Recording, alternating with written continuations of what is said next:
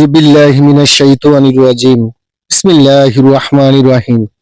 আসসালামু আলাইকুম ওয়া রাহমাতুল্লাহি ওয়া বারাকাতুহু। প্রিয় বন্ধুগণ, আশা করি সকলেই ভালো আছেন, সুস্থ আছেন। সকলের সুস্থতা কামনা করে শুরু করছি আজকের আয়োজন। প্রিয় বন্ধুরা, আজ আমরা নিয়ে আসলাম ইরান বনাম ইসরায়েল এর আসল সত্য কি। চলুন কথা না বাড়িয়ে শুরু করি আজকের ভিডিও। প্রথমে আমরা আলোচনা করব মধ্যপ্রাচ্যের মানচিত্রে এমন দুটি দেশ আছে যারা সরাসরি যুদ্ধ না করেও দীর্ঘদিন ধরে একে অপরের বিরুদ্ধে লড়ছে, ইরান ও ইসরায়েল। এই সংঘাত শুধু সীমান্তের না, শুধু রাজনীতির না, এটি আদর্শ, প্রভাব, শক্তি এবং ভবিষ্যতের নেতৃত্বের লড়াই। তাছাড়া থাকছে পৃথিবীর সব সময় সর্বকালেই মুসলমানদের উপরে ইহুদি, খ্রিস্টান, নাস্তিকদের যে অত্যাচার, নিপীড়ন চলে আসছে, সেটারও একটি লড়াই। এদিকে ইসরায়েল প্রযুক্তি, গোয়েন্দা শক্তি এবং আমেরিকার পূর্ণ সমর্থনে দাঁড়িয়ে থাকা একটি শক্তিশালী রাষ্ট্র। এক কথায় বলতে পারি, তারা আমেরিকার গৃহপালিত একটি রাষ্ট্র। অন্যদিকে ইরান বিশাল জনসংখ্যা, দীর্ঘ পাল্লার মিসাইল, ড্রোন এবং আঞ্চলিক প্রভাব নিয়ে দাঁড়িয়ে থাকা আরেক শক্তি। প্রশ্ন হচ্ছে, এই দুই দেশের সংঘাতে আসলে কেন এই দুই দেশের সংঘাত আসলে কেন? কে বেশি শক্তিশালী?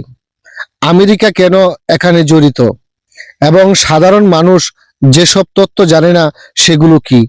আজ আমরা ধাপে ধাপে পুরো বিষয় বিশ্লেষণ করব। প্রথমেই ইরান ও ইসরায়েল শত্রুতার আসল ইতিহাস।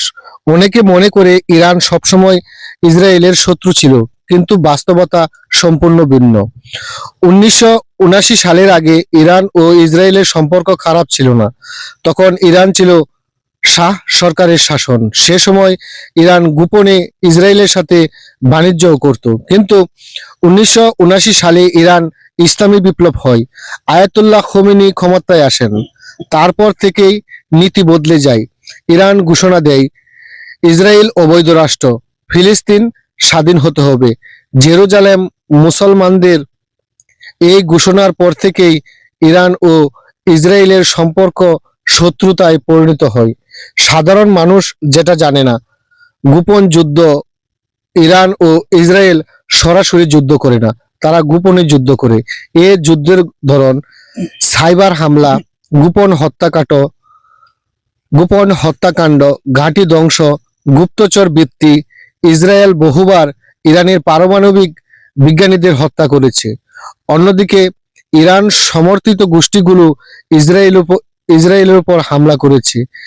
এই যুদ্ধকে বলা হয় শ্যাডো ওয়ার, অর্থাৎ ছায়া যুদ্ধ। সামরিক শক্তির বাস্তব তুলনা। ইসরায়েল আধুনিক F-35 বিমান, উন্নত বিমান প্রতিরক্ষা, পারমাণবিক অস্ত্র, অফিসিয়াল স্বীকার না করলেও শক্তিশালী গোয়েন্দা সংস্থা মোসাদ। ইরান হাজার হাজার ব্যালিস্টিক মিসাইল, ড্রোন প্রযুক্তি, বড় স্থল সেনাবাহিনী, আঞ্চলিক সশস্ত্র গোষ্ঠী।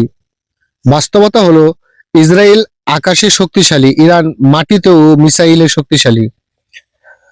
প্রক্সি যুদ্ধ। আসল লড়াই এখানেই। ইরান সরাসরি যুদ্ধ না করে সমর্থন দেয় লেবানন তথা হিজবুল্লাহ, গাজায় হামাসের, ইরাকে বিভিন্ন গোষ্ঠী, ইয়ামানে হুতি। এই গোষ্ঠীগুলো ইসরায়েলের উপর চাপ সৃষ্টি করে। এভাবে ইরান সরাসরি যুদ্ধ ছাড়াই ইসরায়েলকে ব্যস্ত রাখে। 5. আমেরিকার ভূমিকা কেন এত গুরুত্বপূর্ণ?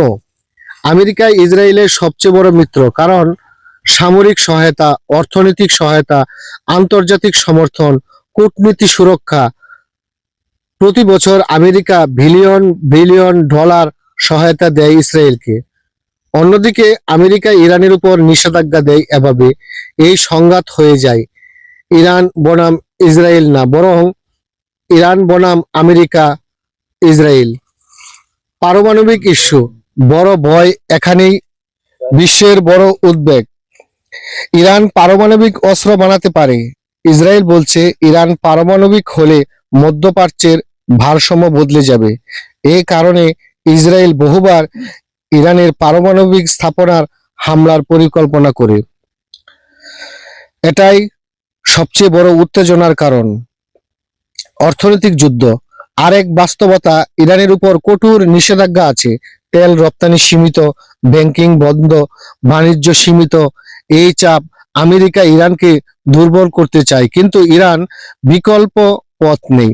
চীনের সাথে বাণিজ্য, আঞ্চলিক সহযোগিতা, নিজস্ব উৎপাদন, এভাবে ইরান টিকে থাকে। সরাসরি যুদ্ধ হলে কি হবে?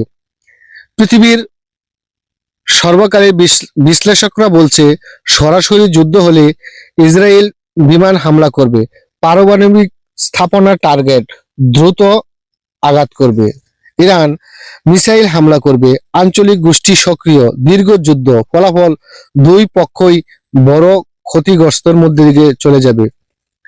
কেন এখনো বড় যুদ্ধ হয়নি? কারণ বড় ক্ষতির ভয়, বিশ্ব অর্থনীতি ঝুঁকি, আমেরিকার হিসাব, আঞ্চলিক অস্থিতিশীলতা। এই কারণে দুই পক্ষই সীমিত সংঘাতে থাকে। ভবিষ্যৎ পরিস্থিতি, ভবিষ্যতে আমরা তিনটি সম্ভাবনার কথা বলতে পারি। প্রথমত, ছায়া যুদ্ধ চলবে। দ্বিতীয়ত, সীমিত হামলা বাড়বে। তৃতীয়ত, বড় যুদ্ধ কম সম্ভাবনা। সবচেয়ে বাস্তব, ছায়া যুদ্ধ চলবে। প্রিয় বন্ধুরা, ইসরায়েল এমন একটি রাষ্ট্র তারা তৈরি করেছে যারা যাযাবরের মতো। তাদের পৃথিবীতে নির্দিষ্ট কোনো ভূখণ্ড নেই, তাই তারা সবসময় অন্যের ভূখণ্ডের উপর হামলা করে তা ছিনিয়ে নেয় এবং সেখানে তারা বসতি স্থাপন করে। এভাবেই দেখা গেছে গাজা, ফিলিস্তিন, ইয়ামান, লেবানন, তাদের উপর বিভিন্ন সময় বিভিন্নভাবে তারা হামলা করে, তারাও পাল্টা হামলা করে। তাই এখন আমরা বলতে পারি যে যেহেতু তারা ইহুদি এবং খ্রিস্টান, তারা দুইজন বন্ধু, তাদের শত্রু স্বাভাবিকই বলা যায় মুসলমান হয়ে যাবে, মুসলমান থাকবে। সেই কারণে তারা মুসলমানদেরকে ঘায়েল করতে, মুসলমানদেরকে এই পৃথিবী থেকে শক্তি নিঃশেষ করতে, যেন মাথা উঁচু করে কোনো দেশ না দাঁড়াতে পারে, তাই তারা এই ধরনের সংগঠন তৈরি করে এবং সব সময় তারা আমেরিকার সহায়তা নিয়ে অথবা আমেরিকা নিজেই এই মধ্যপ্রাচ্যের আরব রাষ্ট্রগুলির উপর বিভিন্ন সময় আক্রমণ করে থাকে। প্রিয় বন্ধুরা, পরিশেষে আমরা বলতে পারি ইরান বনাম ইসরায়েলের সংঘাত শুধু দুই দেশের লড়াই না, এটা আদর্শের লড়াই, প্রভাবের লড়াই, ভবিষ্যতে নেতৃত্বের লড়াই। এই সংঘাত থামেনি, থামবেও না সহজে, কারণ এই যুদ্ধ সীমান্তে না, এটা ইতিহাসের অংশ হয়ে গেছে। আর বিশ্ব তাকিয়ে আছে পরবর্তী ঘটনার দিকে। প্রিয় বন্ধুরা, এই পৃথিবীতে আমরা হাদিস এবং কোরআন এর থেকে আমরা জানতে পারি এই পৃথিবী আবার মুসলমানদের হাতে আসবে, মুসলমানরা এই পৃথিবী শাসন করবে। সেই শাসন হবে সুশৃঙ্খল, সুন্দর, মধুরময়, ভ্রাতৃত্ব বন্ধনে একে অপরকে আবদ্ধ করে রাখবে। প্রতিটি জাতি, প্রজাতি, উপজাতি সকলেই নিজ নিজ শান্তিপূর্ণভাবে বসবাস করবে। এই পৃথিবী হোক সুন্দর, এই পৃথিবী হোক শান্তির। সকলে ভালো থাকুন এই কামনা করে শেষ করছি আজকের ভিডিও। আল্লাহ।